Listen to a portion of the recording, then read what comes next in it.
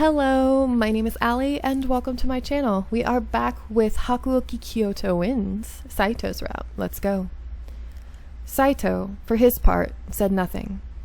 We stood for a moment until he moved toward one of the many blossoming cherry trees covering the temple grounds. Ooh, pretty CG. I like it. And it moves. Whee. Sorry. I get entertained easily, so whatever. How many of these blossoms have I seen since I came to Kyoto, I wonder? Cherry blossoms? It must have been my imagination, but I could have sworn that Saito's face, as he looked at the blossoms above him, was sad. As time passes, things change. The world, people's ideas, even the Shinsengumi. He reached out gently and let a single petal fall into his palm. For several moments, he simply looked at it. Are we changing too? He looked up. Our eyes met. We have. Is that why you're leaving? Because we've changed? He didn't answer, only gazed quietly up at the cherry blossoms. His mind had been made up long ago. There was nothing I could say that would change it now. Oh, he's smiling. Even so, that does not mean everything must change. I was surprised, not by his words, but by the small smile that appeared with that. As times change, and life changes with it, there are some things which do not change. I believe in those things that do not change. Things that do not change. Yes. And somehow, that meant he should go with Ito. Ito? That was a question. Didn't realize it. It didn't make any sense. What Saito believed in was something else. I didn't know what, yet, but I could feel it. So long as he didn't change, so long as he was still the man who could look at cherry blossoms and smile, then perhaps it was okay. Even if he was far away, perhaps our hearts could still feel the presence of the other. It was sad to think that he would no longer be nearby, but... Saito, could you give me that petal? Of course. What do you intend to do with it? I won't do anything with it. I just want to keep it. A reminder of my time with him. Aww. I have to say, for some reason, his route has been more heartfelt compared to Hijikata's and Soji's. Now, it may change with some of the other ones, but I really do feel like his right now is more to the heart. I don't know why. That's odd. Here you are, I suppose. Thank you. I'll treasure it. My wound healed completely soon afterward, but I kept the bandages on. I didn't want anyone to see that my scar had healed. Since Ito, Heisuke, and Saito all left, the compounds felt so much larger and emptier. Around the time, Takeda, one of the captains of the Shinsengumi, had also left. I guess these are things we can't help, but it felt as if everyone was going in different directions, off to forge their own paths. I couldn't help but feel sad about it. Oh, I accidentally clicked. My bad. July of 1867. It's July here, too. But not 1867. 2022. July 1867. 3 months had passed since Ito had left the Shinsengumi, taking his men and the others with him. Late one evening, I laid in my warm futon at an hour where I should have been asleep, but... I was tossing and turning in my bed. That's me every night, honey. I can never sleep. I mean, I usually don't get to sleep till 3 a.m. and then wake up around 8, because that's when my son's like, "Hey, Mom, wake up." My mind was wide awake. I wasn't falling asleep at any time soon. But why? I was nervous, certainly, and I'd trained earlier that day, but neither of those was anything new. I needed to get sleep soon, or I'd oversleep in the morning, and that would be embarrassing. As I forced my eyes shut for the 1,000th time, I heard someone calling out for me. Yukimura, you still awake? The voice outside belonged to Hijikata. I scrambled to my feet. Yes, what is it? You have a visitor. Once you're dressed, come to the common room. A visitor? Who would come to visit me? Especially at such a late hour, isn't it, Princess Sen? I think it is. Because we've played this part like 2 different times already. I stood, puzzled, but I rushed to get dressed and shuffled towards the common room. Watch, I'm going to be wrong. No. I slid open the door and walked in, and I was surprised at what I saw. Kondo! Kondo came to visit us. That's it. No one else. I apologize for disturbing your sleep. Oh, that's fine, but... You got some crazy bedhead. Didn't you have time to brush it? What? Really? I'm so sorry. Cut the stupid jokes, Soji. Huh? It was a joke? Don't worry. You don't have bedhead. Thanks for coming. Please sit there. Okay, maybe not. Maybe I was wrong for the first time in, like, ever. No, just kidding. I'm wrong a lot. Okay. Even Sanan was here. Seeing all the captains of the Shinsengumi gathered, I shook with nerves. I went to sit down in the corner, but... it's probably Sen then. When I locked eyes with the person sitting in front of me, my eyes grew wide. Reason being, the person who was sitting was...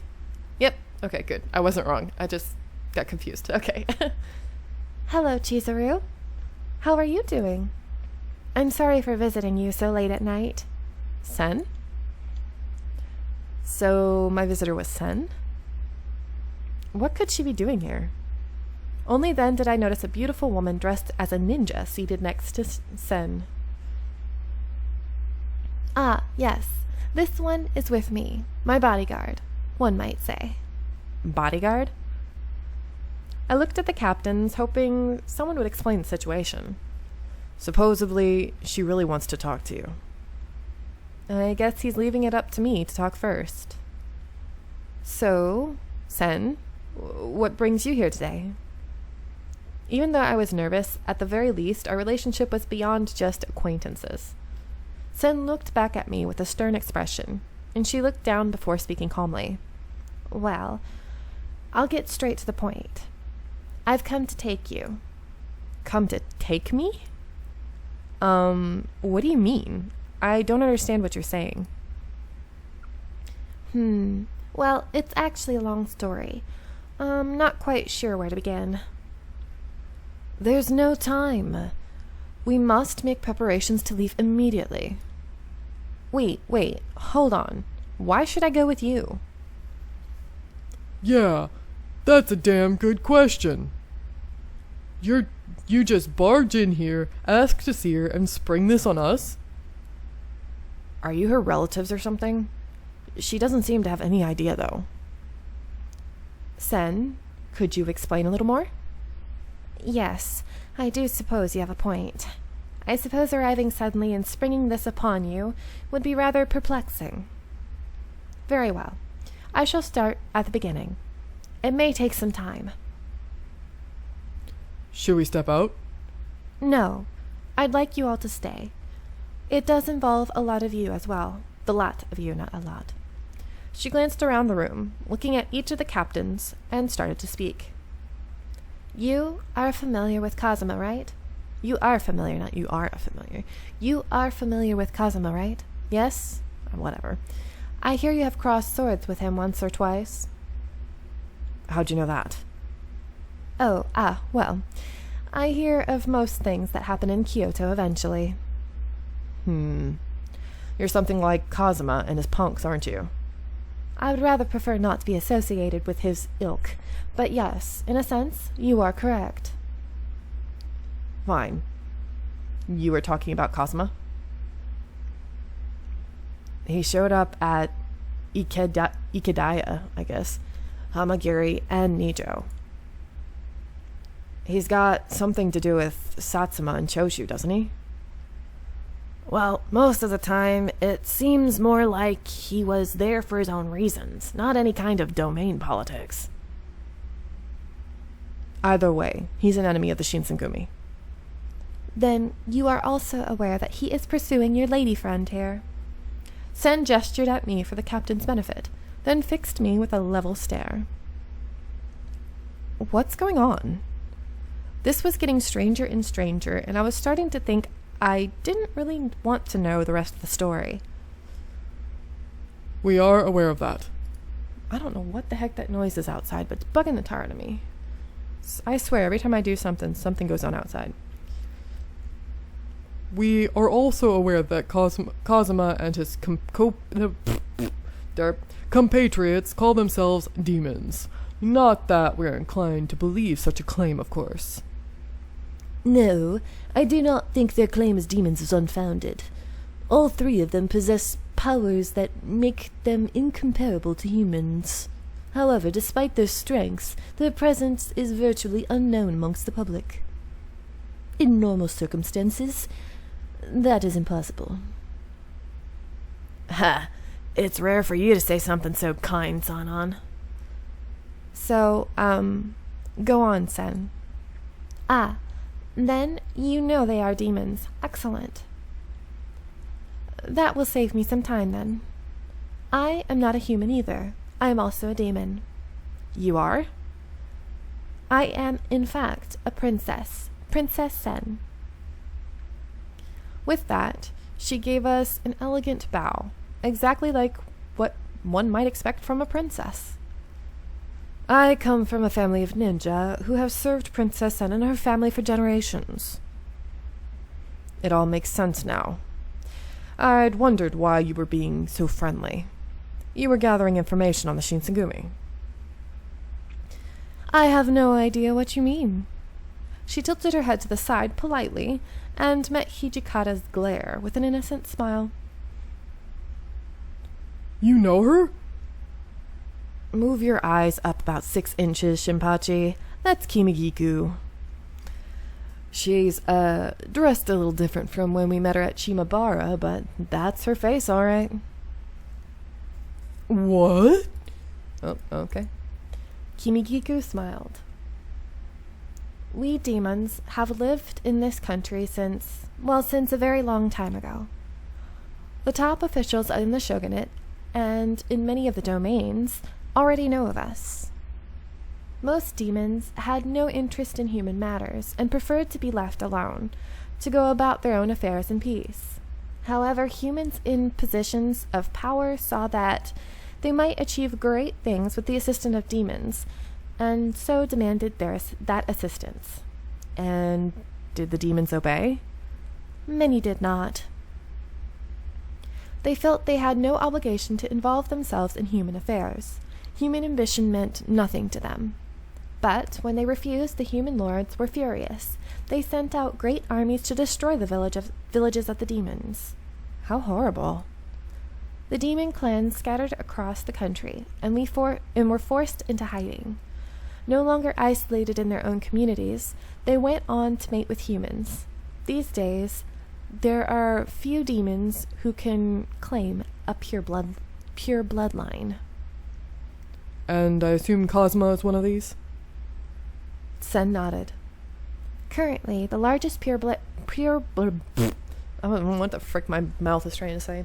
The largest pure-blood family is the Kazuma, who have the Satsuma domain support. You've already met the head, Chikage Kazuma. Chikage Kazuma. In the east, the largest family is the Yukimura. That would be your family, Chizuru. What? I heard that the demons of the Yukimura clan living in the hidden village were destroyed by humans. But it would seem there is a survivor. That survivor is her. Chizuru, the blood that runs in your veins is pure and strong. I sense great power from you. No way. But I had Kiku gather as much history on your family as she could. I know you may find it all difficult to believe, but you are very much a demon. The revelation of all of this was nearly impossible to comprehend. I was at a loss of words. I'm going to let you guys go here. I hope you are enjoying, and I'll see you in the next one. Bye!